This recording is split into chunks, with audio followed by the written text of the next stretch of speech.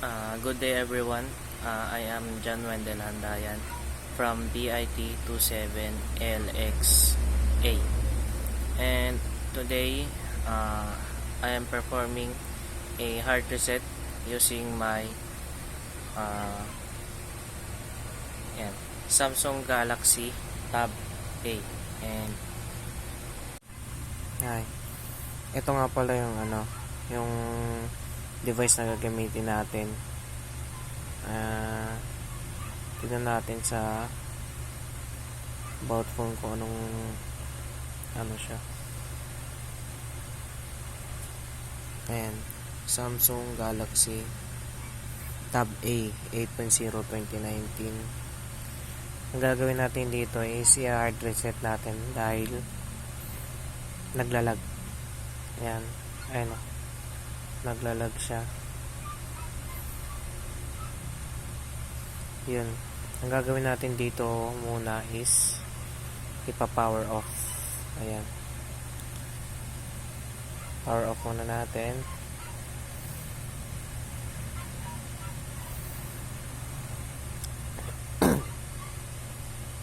Ayan,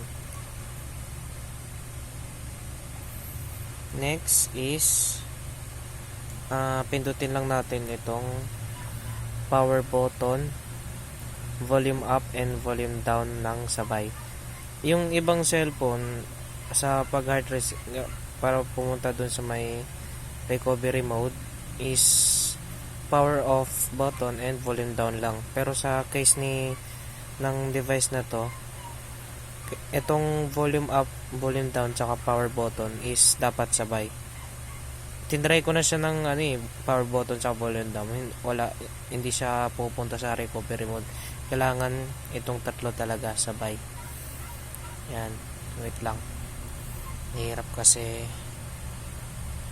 ano to? Yan.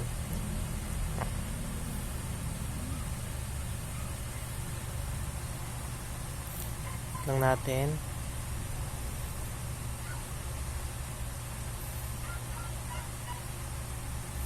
And ayan, nandito na tayo sa recovery mode.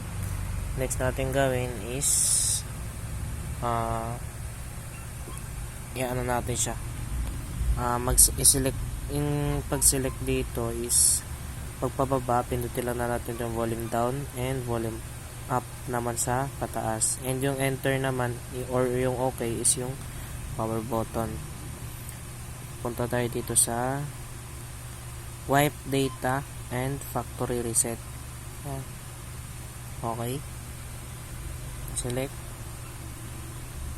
and pindutin natin ang factory data reset. Okay,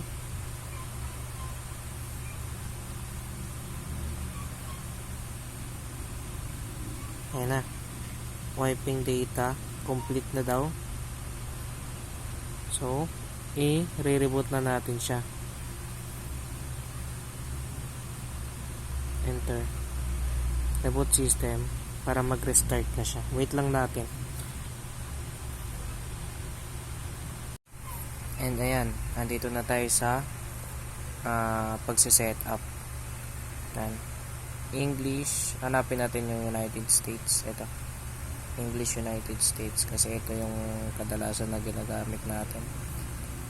Ayan, tapos start. Ayan, connect. Set up lang natin to guys hanggang sa matapos. Okay, okay na daw, you're all set up. And finish lang natin yan. After nan, focus.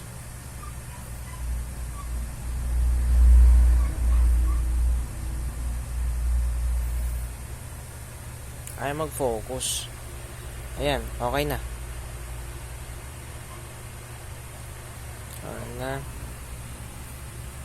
Reset na siya guys.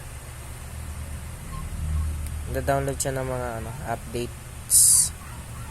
Ayan, okay na po. Okay na.